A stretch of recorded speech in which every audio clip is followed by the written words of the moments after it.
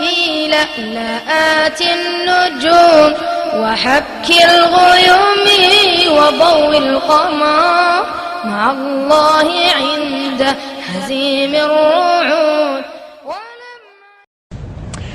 It's the world's fastest growing religion, Islam. The Chicago area alone, home to an estimated 400,000 Muslim faithful. Tonight, why some people are making the switch to a religion many Americans have trouble understanding. Mark Saxenmeyer has our special report.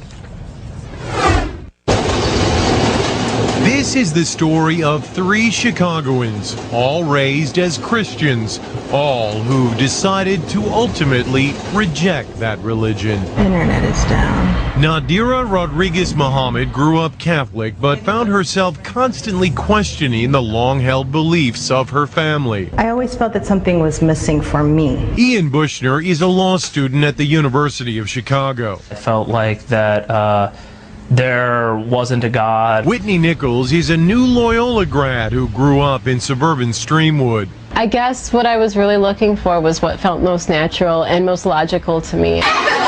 When Nadira entered high school in the mid-1990s, she became friends with a group of Muslim girls. They just had this level of contentment and a sisterhood that was, I wanted to be a part of that. Ian drifted towards the Muslim students at his high school as well. I remember defending some of my friends at school from accusations, after 9/11, and then I started reading the Quran. I said, oh, here is a form of God that I've never been presented before. After September 11, the interest actually increased. Dr. Assad Basul is professor at Chicago's Islamic American College.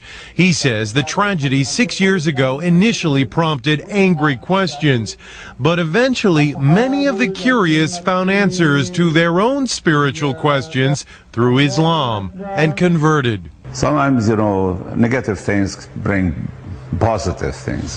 In fact, according to a first ever random sampling of American Muslims by the Pew Research Center, 21% of the nation's 2.4 million Muslims are converts to the faith. Eventually I realized that I was looking to the Quran for advice, for direction, and at the point that you believe that the Quran is revelation from God, then you're a Muslim. The conversion has meant many changes in their lives. Ian prays 5 times a day. You'll finish a prayer and realize, I've just screwed something up. I've done something mean to somebody. Let me go back and correct that. Nadira wears the scarf, or hijab as it's called. It is part of my character, modesty. It's just part of who I am. I don't know if I'll ever be ready to wear the hijab. I've become more modest. I won't wear tank tops and I won't wear shorts. Whitney says she has had to constantly defend her new religion. My father asked me right after I converted, why do you want to be associated with these terrorists? And I'm like,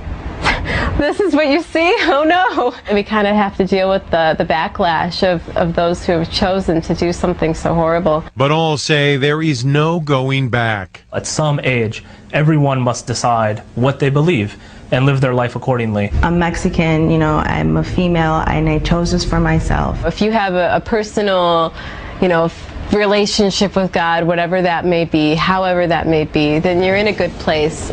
Mark Saxenmeyer, Fox News, Chicago.